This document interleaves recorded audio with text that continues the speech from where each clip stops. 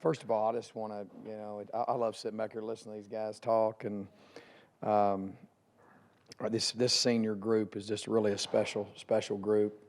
Really proud of how our guys played today. Offense, defense, special teams. I thought we brought the fight.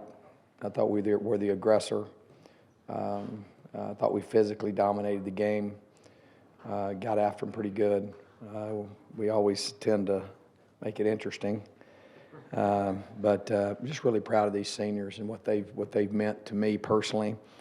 The 6 young men that that are finishing their last home game today, that were in this room when I got here, they've been a part of really helping me and changing a culture here. And I'm really proud of what they've been able to do.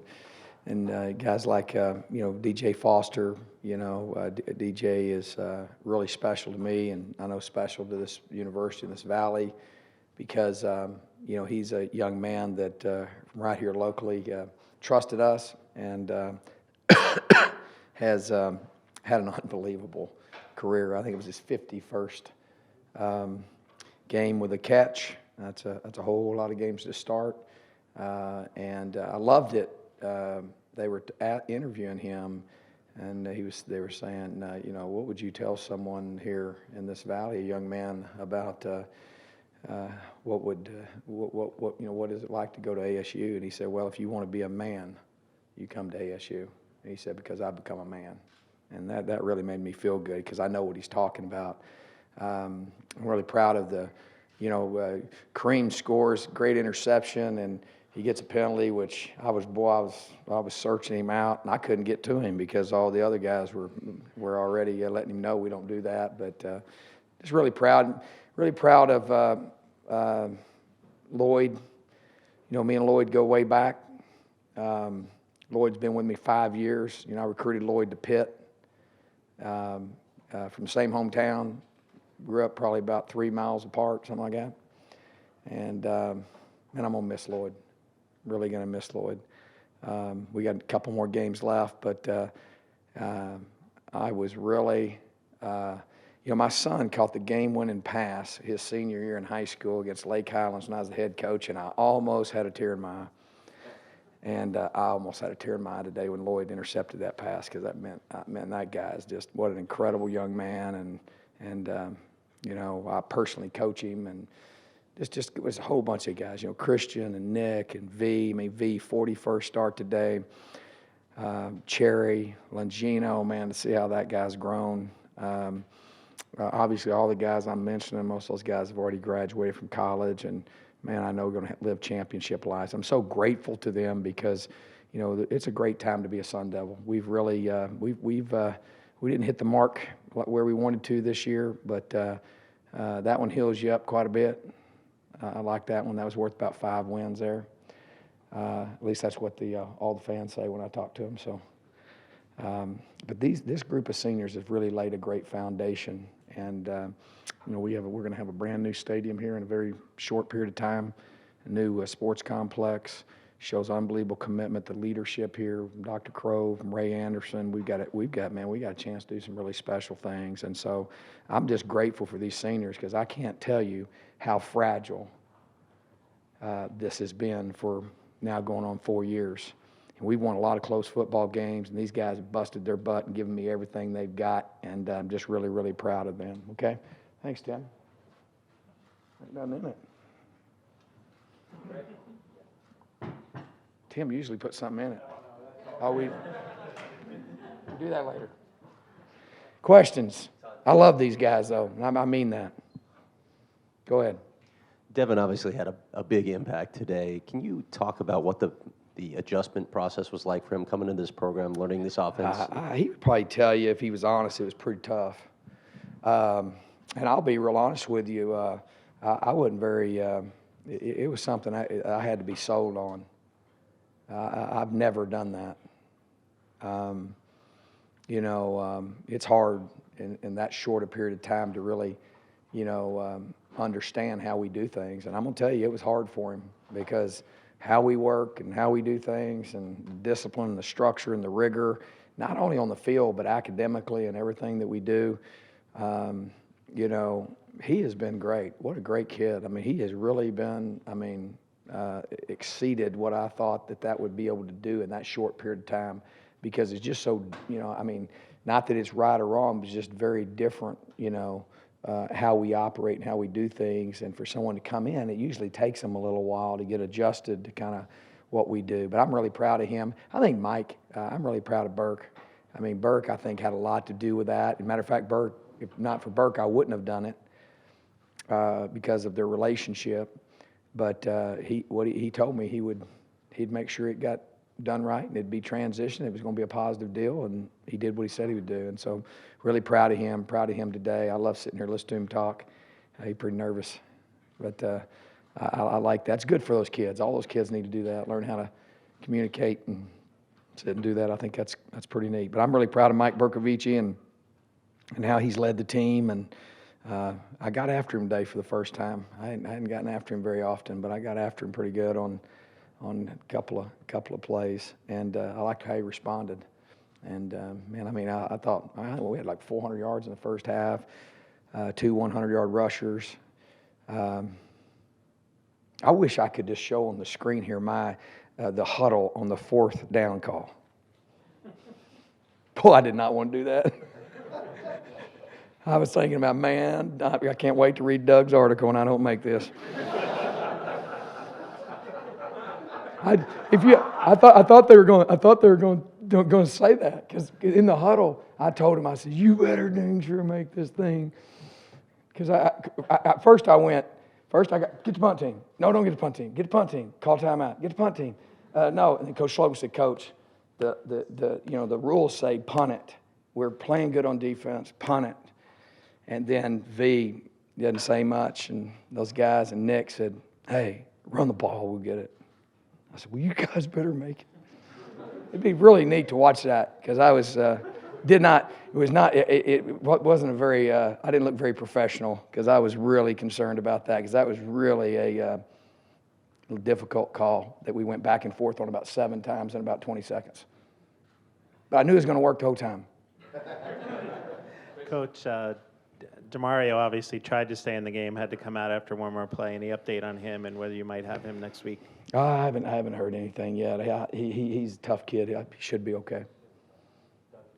You mentioned this just a little bit earlier, but given everything that you guys have gone through this year, the ups and downs, the falling short of your goals, just how much did you guys need this? Doug, how much did you need this? We just won the Territorial Cup. Go. Golly. Give me a break, will you? Go ahead. I'm sorry. What were you saying? How much do you guys need this as a program? Yeah, it was pretty important. Bad. About as bad as you can need something. The former players and the former coaches and everybody, they let me know how important this game is, and it's personal to me. I mean, this game is very personal to me, and it's one that we needed to win, and we need to win next week. We need to win the bowl game, and that is not still. We have not reached our mark, but we're definitely headed towards it. So it does a lot to help you. This game is. I can tell you this. We won 10 games last year, and we lost this game. We've won 7 games, 6 or so. Or next week would be 7 if we win a bowl game. Great, whatever. So we've won 6 games. I feel better right now than I did last year. I will never want to experience that again, because that was not good. People are not very happy, and it's pretty miserable when you lose this game.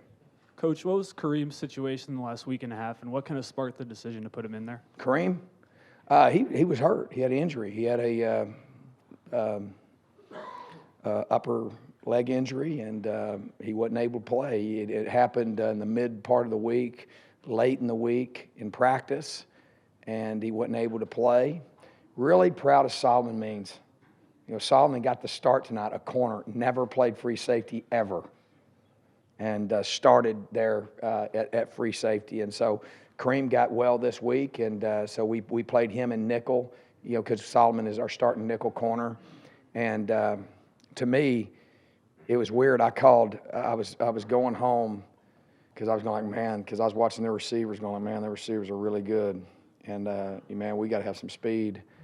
And, man, I was coming to work early, and I was listening to some motivational stuff on the radio. And, man, I just said, man, you know what? This is Solomon's last game.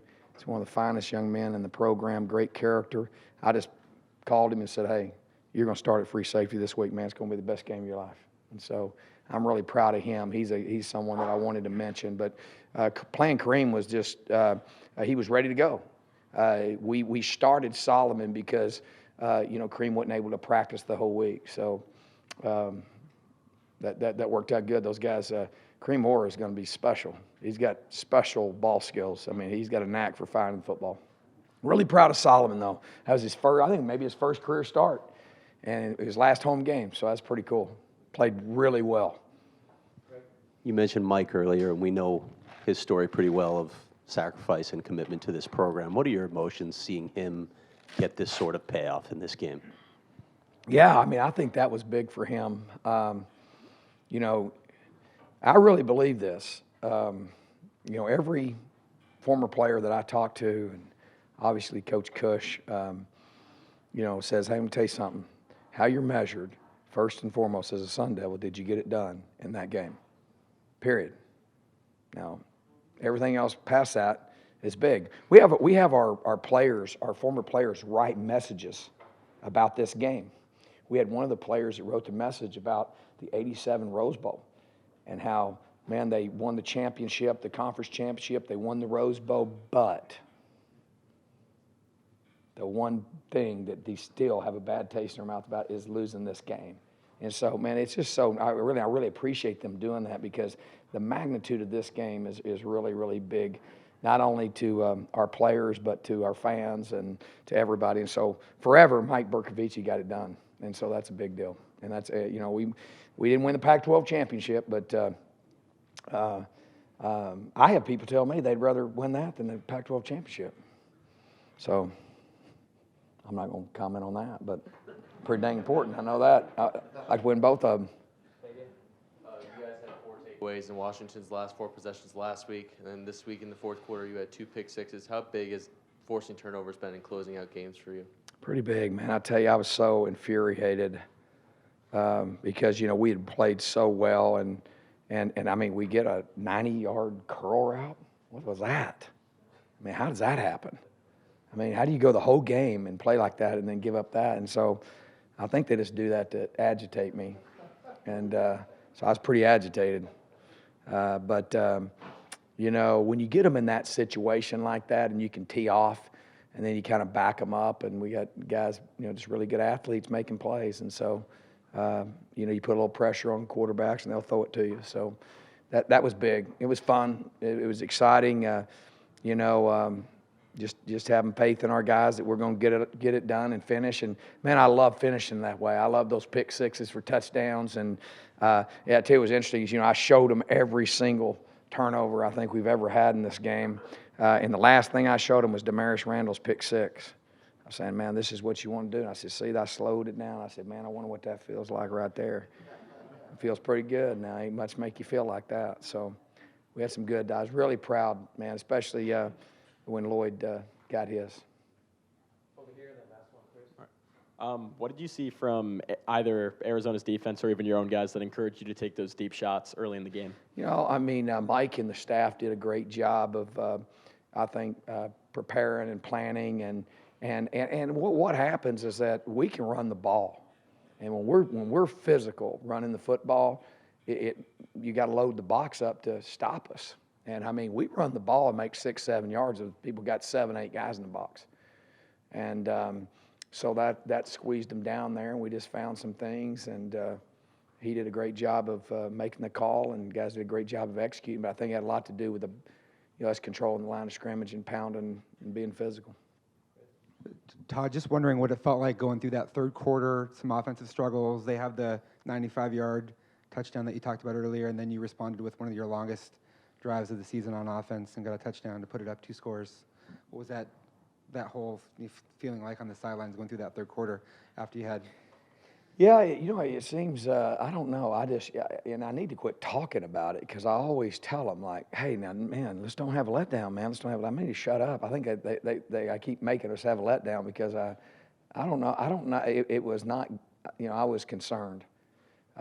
Even though I felt like we were under control because I didn't think that they could sustain drives and score, and because I didn't think they could run the ball.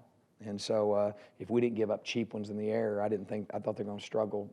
And then we should have, what we do is pressure and play man. And we should have, we made some bad calls, I thought, and we got a little conservative and stuff. But because when we brought heat today, it was hard for them.